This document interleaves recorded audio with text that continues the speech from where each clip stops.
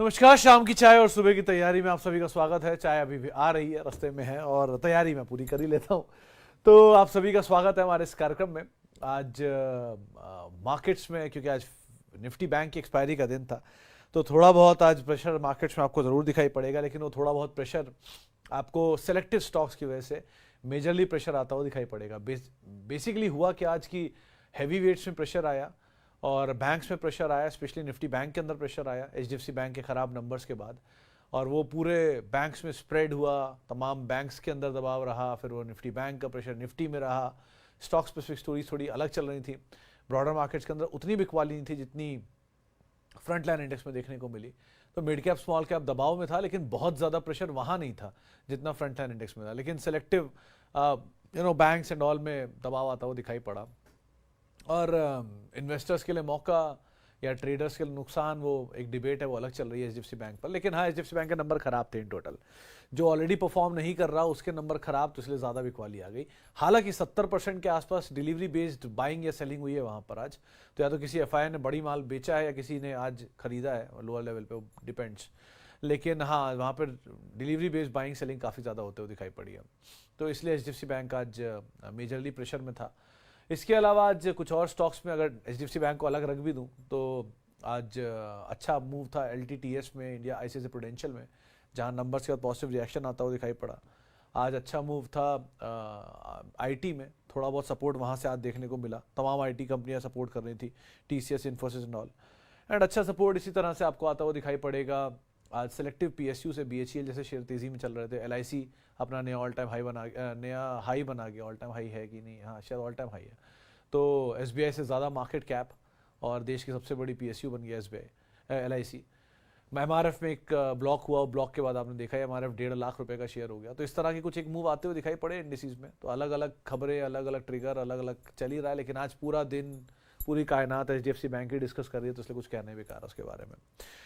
अब कल के लिए क्या करें? एक कल के लिए पहले तो एचडीएफसी बैंक पे ही नज़र रखेंगे कल भी। लेकिन जो चीज़ें बाजार बंद होने के बाद आई हैं वो आपको मैं बताता हूँ। बाजार बंद होने के बाद कुछ नंबर्स आए हैं। नंबर्स के लिहाज से इंटेलेक्ट डिज़ाइन पहले तो गिफ्ट सिटी में अपनी एक सब्सिडरी खोलेगी, बहुत इंपैक्ट नहीं, लेकिन फ्लैट प्रेशर पॉजिटिव साइड मान लीजिए। आईएफएल फाइनेंस अच्छे नंबर आए इसके, मुनाफा 378 करोड़ से 490 करोड़ आया। जहां एंजल के नंबर खराब थे, आईसीआईसीआई सिक्योरिटीज़ के अच्छे थे, अब इसके नंबर अच्छे आए आईएफएल के, तो इस पर आप नज़र रखेंगे। नज़ारा टेक हिस्सा खरीद रही है 872 रुपये के दाम से कोफ्लुएंस में। 250 करोड़ रुपये यहाँ पे जुटाएगी, भी बहुत इंपैक्ट नहीं है। Negative flat to negative side पे इस खबर को मान सकते हैं। थोड़ा एक्सपेंशन पे है तो इसलिए पॉजिटिव भी हो सकता है, लेकिन बहुत इंपैक्ट नहीं आएगा। इसके अलावा एनएचपीसी का ओएफएस आ गया। ऑब्वियसली बात है, सरकार अपनी कंपनी में ओएफएस नहीं लाएगी तो हो ही नहीं सकता। लगातार तेजी के बाद हिस्सेदारी तो बिकती है, तो पहले ही हिस्सेदारी अब आ गई एनएचपीसी में। 2000 से 3500 करोड़ रुपए जुटाए जाएंगे एनएचपीसी में ओएफएस के जरिए। सरकार वैसे भी 71% स्टेक रखती है, तो अच्छा मौका उनके लिए हिस्सा बेचने के लिए। तो सरकार यहाँ पे ओएफएस लेके आ गई एनएचपीसी में। एलएनटी इन्फोटेक माइंडट्री के नंबर आए हैं, अनुमान के आसपास ही है। कंसो मुनाफा 1170 का अनुमान था, 1170 आया है। आय 9020 करोड़ का अनुमान था, 9017 करोड़ आया है। इसके अलावा एबिट करीब करीब 1418 करोड़ का अनुमान था, उससे थोड़ा सा नीचे आया है। मार्जिन 15.5-16% का अनुमान था, 15.5 आया है। इस तरह से ही मोरलेस अनुमान के आसपास ही नंबर आता हुआ दिखाई पड़ा है। इसके अलावा एलएनटी इन्फोटेक माइंडट्री भी हो गया। परसिस्टेंट सिस्टम में एक स्टॉक स्प्लिट आ गया है, तो फ्राइडे को बोर्ड मीटिंग है, इस पर स्टॉक स्प्लिट पे विचार करेंगे, इस पर आप ध्यान रख सकते हैं। और लास्टली एचडीएफसी बैंक की डिलीवरी का जो नंबर है वो 62% के आसपास आया सो फार। एवेन्यू सुपरमार्ट ने त्रिपुरा और तमिलनाडु में अपने स्टोर खोले हैं, ये एक और अपडेट है। कल नंबर्स आने हैं बहुत सारे, लेकिन अच्छे नंबर्स है, इंपॉर्टेंट नंबर्स हैं। उनमें आप पॉलीकैब, ये एचडीएफसी बैंक के बाद दूसरा मच अवेटेड नंबर है, इसके ऊपर नज़र रखेंगे। और दूसरा, अगर पॉलीकैब के अलावा कोई नंबर आने वाला है इंपॉर्टेंट, तो आप इंडसइंड बैंक पे नज़र रखिएगा। आज बैंकिंग के कार्नेज के बीच में उसके भी नंबर आ रहे हैं, तो ये कुछ नंबर हैं जिनके ऊपर आप नज़र बना के रख सकते हैं। कल के लिए इतनी तैयारी तो हो चुकी है। अब शुरुआत करते हैं सवाल जवाब के सिलसिले की, और बातचीत कर लेते हैं अलग अलग माध्यम पे आने वाले सवालों को लेकर, फेसबुक, यूट्यूब, इंस्टाग्राम, सब पर। सबसे पहला सवाल जो मेरे पास आया है, sir valuable views on Patanjali, Divi's lab, D Mart, LTIM. तो सर जैन साहब, ये तो पता नहीं कि वैल्यूएबल है कि नहीं, लेकिन हाँ कोशिश जरूर कर सकता हूँ। पहली चीज आप अगर इसमें से कुछ लेना चाह रहे हैं लॉन्गर ड्यूरेशन ऑफ टाइम के लिए तो L&T इन्फोटेक माइंडट्री, अगर कल नंबर के बाद नीचे मिल जाए तो एक अच्छा मौका आपको देगा। डी मार्ट ये लंबा समय ले सकता है लेकिन ठीक असेट है, आप इसे ओन कर सकते हैं, समय लंबा ले सकता है। डीवी स्लैब करेक्शन मिल जाए तो बहुत ही अच्छी बात है। आपको बड़ा इंटरेस्टिंग वाकया याद ही होगा कि लास्ट करेक्शन में डीवी स्लैब 3200 तक गया था अपने नंबर्स के बाद। जैसे आज HDFC का फॉल था वैसे उस दिन डीवी स्लैब का फॉल था, वो घूम घाम के वापस 4000 आ गया। कुछ दिन बाद HDFC का भी पता नहीं क्या हो, लेकिन ऐसी सिचुएशन जब आए तब आपको कोई मौका मिले तो आप एंटर कर जाना। Patanjali is for momentum. Patanjali के इसमें लॉन्गर ड्यूरेशन ऑफ टाइम के लिए आपके जो 3 क्वालिटी स्टॉक है उनमें इसका क्राइटेरिया फिट नहीं बैठता। इसलिए नहीं कि कंपनी में कोई प्रॉब्लम है या कुछ, इसलिए कि कंपनी ने जो अपनी गाइडेंस दी थी वो बहुत ओवर ऑप्टिमिस्टिक होकर दी थी। एक्चुअली में रियलिस्टिक होना ज़रूरी है। मैं खुद एनालिस्ट कॉल में गया था पतंजलि के, वहाँ पर बहुत कुछ कहा गया था कि HUL को बीट कर देंगे आने वाले समय में, शीर्षासन करा देंगे बेसिकली, ये स्टेटमेंट था। लेकिन HUL का EBITDA है करीब करीब 13,000 करोड़ का, जबकि पतंजलि का EBITDA है 1300 करोड़ का। सो 10 टाइम EBITDA बढ़ाना पड़ेगा तब जाके कहीं उसको बीट कर पाएंगे। ये अभी के लिए तो नहीं दिख रहा है, एटलीस्ट नियर टर्म में। इसमें नियर टर्म ट्रिगर यही है कि इसकी होल्डिंग को ये लोग मर्ज कर रहे हैं, यानी कि पतंजलि को एक ही ब्रांड के हिसाब से सारी चीज़ें हो जाएं। यानी कि आप पतंजलि सुने तो एक ही लिस्टेड एंटिटी के अंदर कोई भी कारोबार है जिसमें इनकी दवाइयाँ, वेलनेस, बाकी सारे बिजनेस भी आ जाएं। सो ऐसा मर्जर डीमर्जर होना संभावित है, जो अभी तक हुआ नहीं है, हो सकता है, वो ट्रिगर पे चल जाएगा। लेकिन एज ऑफ नाउ बाकी चीज़ों पे आप बाकी स्टॉक्स के लिए एश्योर रहें, वो फिर भी बेटर है कंपेरेटिवली पतंजलि के। ओके, स्टूडियो में आग लगा दी थी क्या? नहीं सर, अगुन सर, हाँ मतलब बाकी सब लोगों का भी बहुत बहुत शुक्रिया जो उस समय जो सुन रहे थे और जिन्होंने कंसर्न रेस किया अपना कि फायर अलार्म बज गया था। वो फॉल्स फायर अलार्म था, बेसिकली वो ट्रायल चलते रहते हैं, उसी में से एक अलार्म बजा था। तो ऐसा कुछ नहीं हुआ, सब ठीक है सो फार। आगे बढ़ते हैं और थैंक यू पॉल साहब रेगुलरली हमें देखने के लिए और सपोर्ट देने के लिए।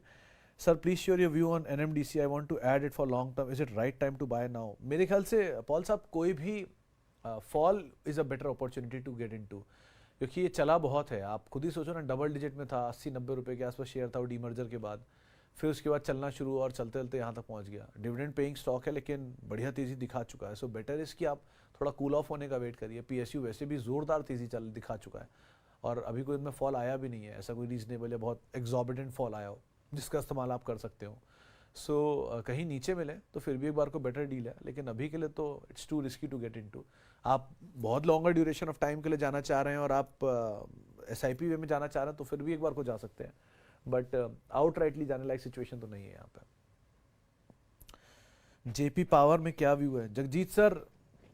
मतलब जब भी कभी बाजार गिरेगा ना तो इन शेयरों में थोड़ा स्केप्टिकल रहना आप।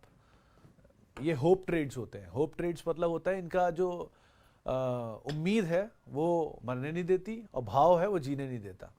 इसको इनमें से एक आध कोई शायद सही भी हो जाए, मैं ये नहीं कह रहा कोई गलत भी है, लेकिन जब तक वो सही होगा तब तक भाव बदल चुका होगा, आपको अपने आप समझ में आ जाएगा। नंबर्स के हिसाब से आपको लगेगा कि बहुत समय लेंगे, और ये भी है, ये पता भी नहीं चलता कब 3 रुपये से 6 रुपये हो जाते हैं और पैसा डबल कर देते हैं। लेकिन इनमें कंसर्न यही है कि ये जब नीचे जाएंगे ना तो कितने समय के लिए नीचे जाएंगे आपको पता नहीं चलेगा। सो मैं ये नहीं कहूँगा कि आप इनसे दूर रहो, इनमें पैसा मत डालो, वो आपका पैसा है, आपका डिसीजन है, आप जैसे मर्जी लो। लेकिन मैं यही कहूँगा कि सर अगर आपके पास सब्सटैंशियल क्वांटिटी में लार्ज कैप मिड कैप है तब आप इनमें पैसा डालो, क्योंकि मैं ये नहीं चाहता कि आप पहला दिन ही में छोटे पेनी स्टॉक या पंटर शेयर उठा के डालना शुरू कर दो इस उम्मीद में कि यहाँ मल्टीबैगर बन जाएंगे और आपका पैसा डूब जाए। ऐसा कुछ मत करो, क्योंकि अभी बाजार का एक भी फॉल नहीं आया है। मतलब बिलीव मी, बाजार में कोई बड़ा फॉल नहीं है। आज का फॉल भी ऐसा कोई बहुत बड़ा फॉल नहीं था, कुछ सेलेक्टिव स्टॉक्स के अंदर फॉल आया, इंडेक्स में कुछ भी ब्रॉडर मार्केट में हुआ ही नहीं आज। तो अगर ब्रॉडर मार्केट में परसों ज़्यादा डैमेज था, इनफैक्ट इससे आज से ज़्यादा डैमेज तो परसों था जब इंडेक्स खड़ा रहा था और ब्रॉडर मार्केट टूट गए थे। सो जिस दिन ब्रॉडर मार्केट्स टूटने पे आएंगे उस दिन इनका क्या हाल होगा, जब आपने सारे HCC, सारे सुजलॉन, सारी कंपनियों को 5-5, 7-7% नीचे देखा था परसों के दिन। सो ऐसी सिचुएशन आएगी तो रिस्क हो सकता है। नंबर पर नजर रखो आप, नंबर में अगर टर्न अराउंड आ रहा है, प्रॉफिटेबिलिटी आने लग गई है, चीज़ें बेटर हो रही हैं, ज़रूर लो, कोई डिरायल नहीं है। लेकिन अगर वो नहीं है तो अवॉइड करो। होप में मत जियो कि यहाँ पर टर्न अराउंड हो जाएगा और ऐसा हो जाएगा वैसा हो जाएगा। ये हर तेज़ी में सोशल मीडिया भी अब तो बहुत एक्टिव है, तो वहाँ पर भी ऐसी रील्स प्लेटफॉर्म्स, रिकमेंडेशन सब कुछ चलता है। तो जरा ध्यान संभल के ही काम करना है इसमें आप। आगे बढ़ते हैं जी, अब बातचीत कर लेते हैं। के सॉल्व इंडिया, विकास सर, मतलब ये कंपनी को मैंने ज़्यादा कभी ट्रैक नहीं किया के सॉल्व इंडिया के नाम से, लेकिन मतलब आप क्योंकि पूछ रहे हो तो मैं फिर भी एक बार को कोशिश कर सकता हूँ कि मैं इसके बारे में कितनी जानकारी जुटा पाता हूँ कुछ समय में, क्योंकि मेरे ख्याल से हाल फिलहाल का ही आया हुआ आईपीओ है। 1324 रुपये के आसपास का दाम है, 24 का बुक वैल्यू है, 53 का पी है, ऑल टाइम हाई पे शेयर कामकाज कर रहा है, डेट फ्री कंपनी है, वैल्यूएशन वाइज बहुत महंगा है, प्रॉफिटेबिलिटी 8 करोड़ की है एक क्वार्टर की, और 40 करोड़ की प्रॉफिटेबिलिटी है साल दर साल, 92 करोड़ रुपए की सेल्स पे, 12 करोड़ का इक्विटी कैपिटल है, 20 करोड़ का कैश फ्लो है, और सबसे इंटरेस्टिंग चीज़ प्रमोटर की होल्डिंग 59% है। सर बहुत बेटर ऑप्शंस अवेलेबल हैं मेरे ख्याल से, सॉफ्टवेयर डेवलपमेंट के अंदर ये कंपनी कामकाज करती है। सर ये एक बार को मोमेंटम में आप रह रहे हो, इसमें है आपके पास तो बने रह सकते हो, लेकिन मोमेंटम ही राइड करना है इसमें। यहाँ जिस दिन ट्रैप हो गए या फंस गए तो बात अलग है, इक्विटी छोटी होगी इसलिए चल रहा होगा वो बात अलग है, लेकिन अदरवाइज मतलब आप खुद ही, मैं जहाँ से देख पा रहा हूँ फरवरी में इसका दाम था 400 रुपया और आज का दाम है 1400 रुपया, तो मतलब ऐसा क्या ही हो गया इस कंपनी के अंदर जो इतनी मासिव तेजी एक साल के अंदर आ चुकी है। 10 साल में शेयर 30 रुपये से 1400 रुपये आ गया। सर ज़रा ध्यान संभल के काम करना, क्योंकि मार्केट कैप तो बढ़ रही है, प्रॉफिटेबिलिटी सपोर्टिव नहीं है बिल्कुल भी, तो ज़रा थोड़ा संभल के आप काम करना, क्योंकि इक्विटी का साइज़ छोटा है इसलिए शेयर चल रहा है। तो बेटर इस इक्विटी साइज़ को देख के आप पैसा डाल रहे हो तो ठीक है, या कुछ ऐसा आपको पता है जिसके नंबर्स में जो मुझे नहीं पता है तो आप प्लीज़ बता दो, मुझे ज़्यादा बेहतर समझ पाऊंगा। लेकिन एज ऑफ नाउ मैं यही कहूँगा, ट्रैप होने के चांसेस थोड़े ज़्यादा हो सकते हैं एक बार को, जब तक खींच रहा है, जब फंसा तो फंस जाएंगे, तो ज़रा ध्यान संभल के काम करिएगा। नेस्ले इंडिया, मोहम्मद सर अगर आप समय दे सकते हो स्टॉक को तो आप जरूर बने रह सकते हो, उसमें कोई इशू नहीं है। और अगर आप ये, क्योंकि पवन सब का भी सवाल आया कि नेस्ले इंडिया में एंट्री करना चाहिए क्या, अगर आप टाइम फ्रेम दे सकते हो, देखो सर ये बहुत टाइम से मैं कह रहा था कि एचडीएफसी बैंक के अंदर कंसोलिडेशन चलेगा लंबे समय तक, क्योंकि एचडीएफसी बैंक एक इंडिया का सबसे बड़ा फाइनेंशियल मर्जर है। एक बड़ा मर्जर होगा तो एक बड़ा जाइंट बनेगा, बड़ा जाइंट बनेगा तो बड़े समय तक अपने आप को कंसोलिडेट करने के बाद बनाएगा, समय लगेगा, तो समय का ही हिस्सा है, बाय प्रोडक्ट है जो आप देख रहे हो, कुछ समय तक शायद नहीं चलेगा। नेस्ले केस में भी कंसोलिडेशन, कभी भी एक कॉर्पोरेट एक्शन जब भी होता है, उस कॉर्पोरेट एक्शन के बाद एक लंबे टाइम तक के लिए चीज़ कंसोलिडेशन चली जाती है या एक रेंज बाउंड हो जाती है। उस रेंज बाउंड का इस्तेमाल करके आप एक्यूमुलेट कर सकते हो, क्योंकि वही सबसे अच्छा समय होता है शेयर को एक्यूमुलेट करने का। एक्यूमुलेट करना चाहते हो करो, क्वालिटी कंपनीज में कोई डिनाइल नहीं है, डिविडेंड पेइंग, प्रॉफिटेबिलिटी मतलब लार्जेस्ट फाइनेस्ट कंपनी है, बट अब शेयर ना चले तो फिर आप मुझे मत बोलना कि शेयर नहीं चल रहा है, क्योंकि हो सकता है बहुत समय तक एक रेंज में रहे। उस चीज़ को अगर आप डिस्काउंट कर सकते हो, एक्यूमुलेट करना चाहते हो, आराम से करो, कोई रिस्क नहीं है। ओके आगे बढ़ते हैं, और Kotak Mahindra bank, again sir कोई भी बैंक, गौरव जी नंबर्स देखकर ही कॉल लेना है, क्योंकि अब जिस तरह के नंबर एचडीएफसी बैंक ने दिए हैं, अगर सबके नंबर वीक आने शुरू हो गए तो सब में मौके मिलेंगे नीचे के। कोटक महिंद्रा बैंक में बेचारा उसी कैटेगरी में आता है जिसमें एचडीएफसी बैंक आता है, ये भी नहीं चला है पिछले 3 साल से। मुझे तो ऐसी गाली पड़ रही है, ऐसी आप भी आ जाओगे उसमें कि ये चला नहीं और उसमें भी और नीचे आ गया। सो बेटर इज कि आप थोड़ा देख लो नंबर, उसके बाद कॉल लो, ज़्यादा बेटर है। लेकिन एज ऑफ नाउ पहले नंबर्स को अनफोल्ड होने दो, फिर ज़्यादा क्लियर पिक्चर हो जाएगी। जैसे एचडीएफसी बैंक में क्लियर पिक्चर है, अब जो होगा 3 महीने बाद होगा, अभी तो कुछ नहीं होना। आज के लिए तो होगी सिचुएशन क्लियर इसकी, आज ही तो 1-2 महीने और 1-2 हफ्ते और, सो अब जो होगा अगले हफ्ते, अगले 3 महीने बाद होगा तब देखेंगे, लेकिन अभी तक के लिए तो एटलीस्ट क्लियर है ना। तो जहाँ नंबर आ जाए वहाँ सिचुएशन क्लियर हो जाती है। सो एक बारी इंडसइंड कोटक महिंद्रा बैंक के भी नंबर आ जाने दो। आगे बढ़ते हैं sir please. Ritesh properties and Mishthan foods, Mukesh ji Mishthan food में हमारे एक जानकार हैं, वो कई बार इसको आके बोल चुके हैं, सुन चुका हूँ मैं उनके मुंह से, 26 रुपये के आसपास ये शेयर होता था, लेकिन अभी पता नहीं क्या दाम है, बहुत टाइम से मैंने इसको ट्रैक भी नहीं किया। 18 रुपये आ गया इनफैक्ट, ये बीच में 26 रुपये के आसपास उससे बात हुई, तब वो टारगेट दे रहा था 12-17 रुपये था और 26 के टारगेट दे रहा था, लेकिन ये मल्टीपल अच्छा है, वैल्यू अच्छी है, स्टोरी सुना रहा था। बेटर इज़ तेज़ी नहीं मिले, प्रॉफिट बने, निकल जाएंगे।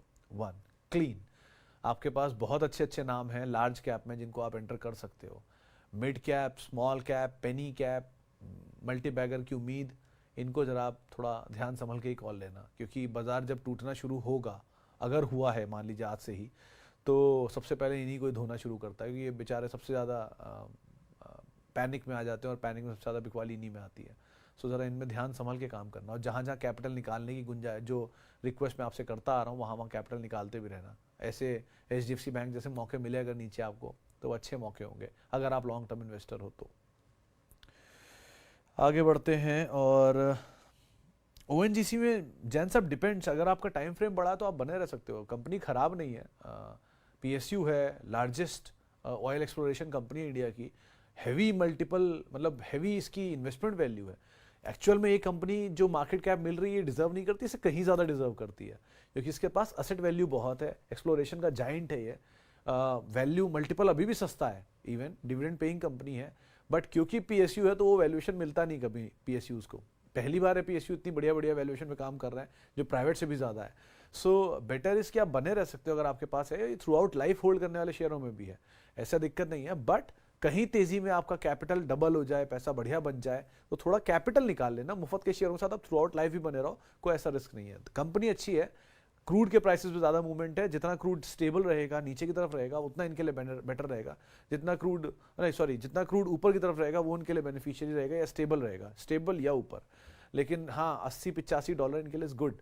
$52-53 के आसपास के लास्ट क्वार्टर के रियलाइजेशन थे, मेरे ख्याल से $56 के रियलाइजेशन थे। तो रियलाइजेशन जैसे जैसे इंप्रूव होगा वैसे वैसे बेटर होंगे। शायद लास्ट क्वार्टर के 72, तो उससे पहले 56 थे, ये नंबर मिस कर रहा हूँ मैं। लेकिन company otherwise is good company to hold, अच्छी अपस्ट्रीम कंपनी है, जिसका अपस्ट्रीम डाउनस्ट्रीम में एक ही कंपनी है जो दोनों में आए, वो है रिलायंस। वो अपस्ट्रीम में भी है, डाउनस्ट्रीम में भी है, एक्सप्लोरेशन में भी है, रिफाइनिंग में भी है, एंड मार्केटिंग में भी है। लेकिन ये कंपनी अपस्ट्रीम में है, डाउनस्ट्रीम में आती है OMCs, एंड डिस्ट्रीब्यूशन में भी आती है OMCs। Hello Sumit sir, RHIM, Shanti Gear, Sona Comstar में लॉन्ग टर्म व्यू लेके SIP कर सकते हैं। Shanti Gear is better, RHIM is better Jain साहब, लेकिन Sona is not SIP based stock. वो आप मोमेंटम के लिए पकड़ना, जैसे ये खबरें चलती रहे, नीचे कहीं डिस्ट्रेस से मिल जाए किसी ब्लॉक में, तब एंटर कर जाओ, ज़्यादा बेटर है। लेकिन आउट राइटली के लिए तो ये दोनों फिर भी SIP के लिए बेटर ऑप्शन है आपके पास। Asian paint and HDFC and Kotak Mahindra bank में क्या करें? HDFC बैंक में सर देखो गुप्ता साहब, HDFC बैंक को लेके आज बहुत कुछ होगा आपके पास इंटरनेट में, पढ़ने, देखने, सीखने, रील्स, व्यूज़, पब्लिक के पास बहुत कुछ है कहने के लिए उसमें, तो मेरे पास बहुत कुछ अब बचा ही नहीं है कहने के लिए। डेटा कह सकता हूँ मैं जो कहता है, डेटा ये कहता है कि HDFC बैंक मल्टीपल टाइम ऐसी रेंज के अंदर फंसा है, जो मैंने ट्वीट भी किया है, लेकिन फिर भी 20-21% की CAGR दे रहा है इतने सालों से। मतलब डेटा ये कहता है कि HDFC बैंक 16,000 करोड़ रुपए का प्रॉफिट दे चुका है इस क्वार्टर में। 16,000 करोड़ रुपए क्वार्टर का प्रॉफिट देने वाला इकलौता बैंक है मेरे ख्याल से वो। इस तरह का डेटा अगर कोई बैंक नंबर देता है तो वो फेल तो नहीं होगा, बंद तो नहीं होगा, इसकी तो मैं उम्मीद लगा सकता हूँ। गारंटी नहीं कह सकता, गारंटी तो अलग ही वर्ड है, लेकिन उम्मीद लगा सकता हूँ। इस उम्मीद के साथ कि वो परफॉर्म करेगा या नहीं करेगा ये एक बात है। तो परफॉर्मेंस विज़ावी अगर आप किसी से मैच करेंगे तो शायद ना करें, लेकिन बैंक से परफॉर्मेंस अगर आप मैच करेंगे तो शायद कर भी जाए। होता है ना कि मेरी गाड़ी चल रही है तेज़, लेकिन बाजू वाले की ज़्यादा तेज़ चल रही है, तो ये कंपैरिजन अगर आप कर रहे हैं तो शायद ना चले, लेकिन मेरी गाड़ी कल से आज ज़्यादा तेज़ चल रही है, ये उम्मीद लगा रहे हैं तो शायद चल जाए। HDFC bank is a quality asset, there is no doubt about it, अगर आप लॉन्ग टर्म इन्वेस्टर हैं तो। लेकिन इसके बहुत सारे तर्क भी हैं, मार्जिन श्रिंक हो रहे हैं, NIMs नहीं आ रहे हैं, NPS ये हो गए हैं, वो हो गया। आई नो, मैंने मल्टीपल चीज़ें पढ़ी भी हैं, रिपोर्ट्स भी देखी हैं, सब कुछ चेक किया है, but HDFC bank knows better than me and the multiple analysts out there. So इतनी मैं उम्मीद लगा के चल सकता हूँ कि बैंक को हमसे ज़्यादा पता है कि वो क्या कर रहा है। So let them give some time and invest. It's a quality bank. आप मतलब आपको JP पावर, सुज़लॉन या HCC इन सब पे उम्मीदें ज़्यादा हैं। इवन लोगों को लगता है कि नेक्स्ट HDFC बैंक कौन सा बनेगा, IDFC बैंक था, तो HDFC बैंक ही सस्ता मिल रहा है ना, उसमें क्या दिक्कत है। सो दोनों तरह के तर्क वितर्क है, आपको जो पक्ष समझ में आता आप चूज कर लीजिए। मैं ये नहीं कह रहा हूँ कि मैं HDFC बैंक को लॉन्ग बोल रहा हूँ या शॉर्ट बोल रहा हूँ, आपको जो तर्क समझ में आप सब चूज कर सकते हैं, आपके ऊपर है। लेकिन तर्क कुतर्क हर चीज़ के होते हैं और यहाँ पर भी हैं। ऐसे भाव मिल रहे हैं, उसका इस्तेमाल करना है नहीं करना वो आपकी चॉइस है, और नीचे आएगा नहीं आएगा मुझे नहीं पता। लेकिन as an investor HDFC bank में एंटर करने के लिए एक सही समय मुझे ये दिखाई पड़ रहा है, बाकी चॉइस आपकी है।